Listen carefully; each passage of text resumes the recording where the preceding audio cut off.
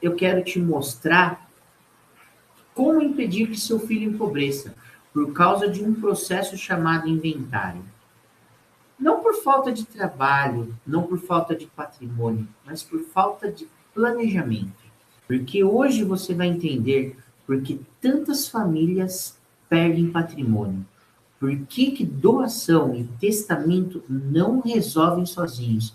E qual o caminho que as famílias organizadas usam?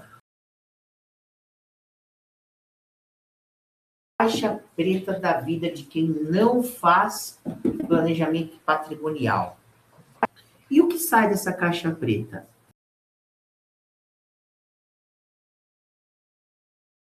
É a doação feita sem planejamento.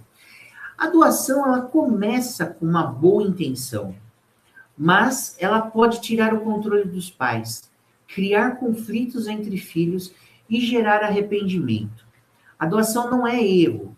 Erro é fazê-la sem estratégia. O testamento é importante, mas ele não evita o inventário. Ele não evita os custos e não evita os conflitos. Ele, na verdade, organiza suas vontades, mas não resolve o problema sozinho. Tinha o temido processo de inventário. O processo de inventário é um processo caro, demorado, cheio de taxas e impostos e desgaste emocional. Esse relato que está aqui no slide representa a trajetória de Rafael. Rafael, ele era filho de Júlio e de Rosana, e que enfrentou os desafios relacionados à sucessão em um único imóvel. As complexidades do processo do inventário, tais como os custos elevados, perdas patrimoniais expressivas, que impactam significativamente a estrutura financeira da família. Rafael chegou até o escritório e perguntou quanto custaria para fazer o processo do inventário. Vamos aos números. Há 20 anos atrás, os pais do Rafael compraram uma casa e pagaram 250 mil reais. Esse imóvel estava declarado no imposto de renda do pai do Rafael com esse valor de 250 mil. O imóvel se valorizou no decorrer dos anos. E hoje, o valor dele no mercado é de 1.150.000. Então, a situação do Rafael era a seguinte: a abertura do processo de inventário tinha um imposto do ITCMD, que é um imposto estadual, e aqui no estado de São Paulo, a alíquota é de 4%. Só que esse imposto ele é calculado sobre o valor do mercado. E hoje o imóvel do Rafael valia 1.150.000. 4% de imposto, 46 mil reais. Os honorários advocatícios para fazer esse inventário extrajudicial é em torno de 7 a 9% aqui no meu escritório. E na tabela do AB, o valor mínimo é de 7%. 7% sobre 1.150.000, 80.500. Aí teria a despesa do cartório para fazer a escritura do inventário, mais 5 mil reais. Mais certidões necessárias, mais 3 mil. E o cartório de registro de imóveis para fazer a verbação desse inventário. Então teria uma taxa de mais 7 mil reais. Total de gastos, 141.500. E isso corresponde a 12,3% do patrimônio.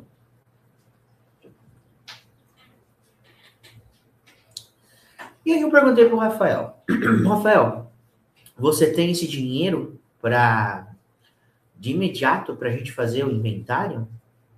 A resposta foi não.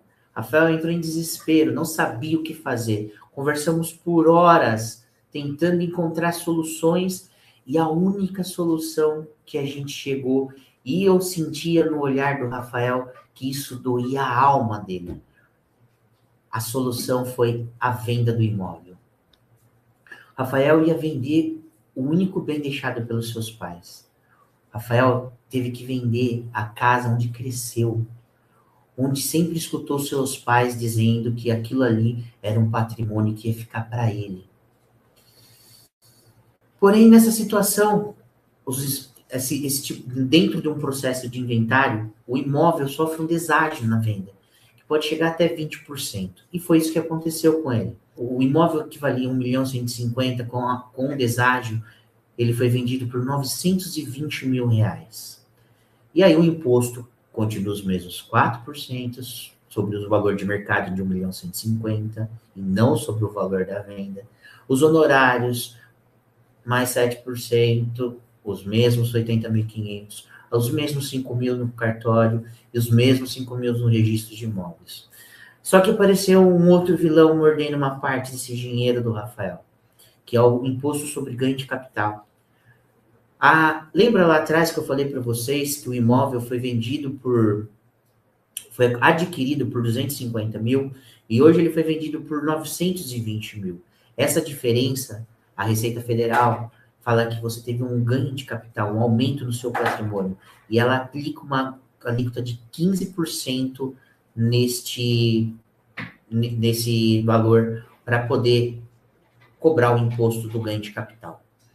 E com isso, atualizando os números, o total de gasto do Rafael foi para 242 mil reais. Menos os 920 da venda, sobrou na mão do Rafael no final 678 mil reais.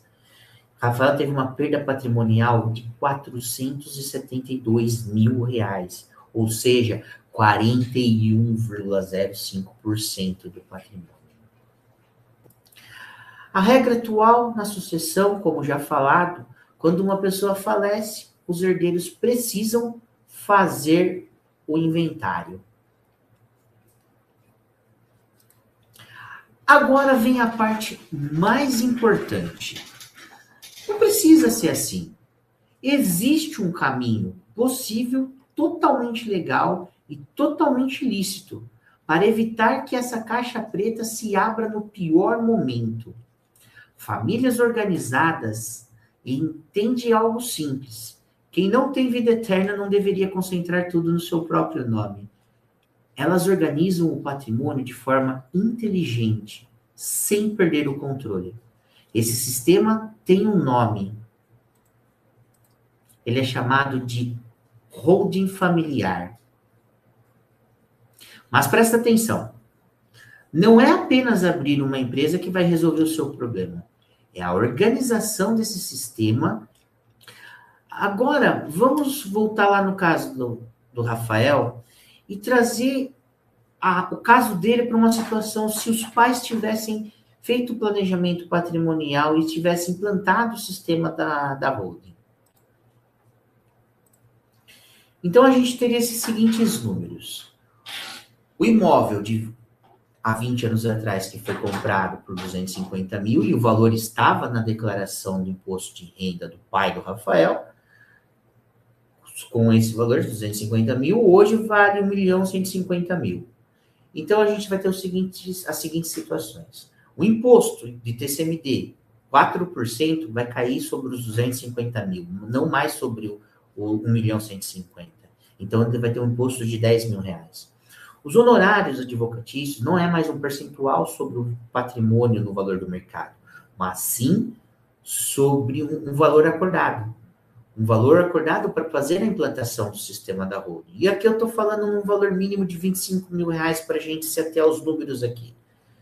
Não vai ter custo com o cartório, não vai ter custo com as certidões.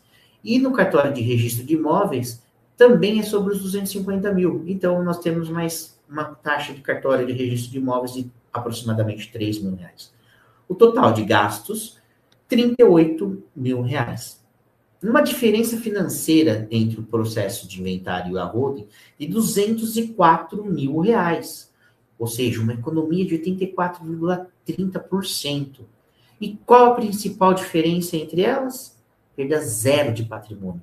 E esse sistema cabe no seu bolso, porque você não precisa dispor tudo de uma vez. Ele é implantado paulatinamente. Ele é implantado passo a passo. O que a gente tem com esse sistema de holding? A gente tem essa economia significativa, porque ela reduz drasticamente os custos do inventário. Você tem zero de perda patrimonial, que com a utilização do sistema da holding, o seu o seu patrimônio fica garantido e preservado, e você tem a segurança de que ele será repassado para os seus herdeiros sem ônus excessivos, e da forma que você determina, que você quer no seu planejamento. E a comparação entre o inventário tradicional e um sistema de holding, ele traz para você uma economia de 84%, se mostrando muito mais vantajosa essa estratégia e essencial para a proteção do seu patrimônio.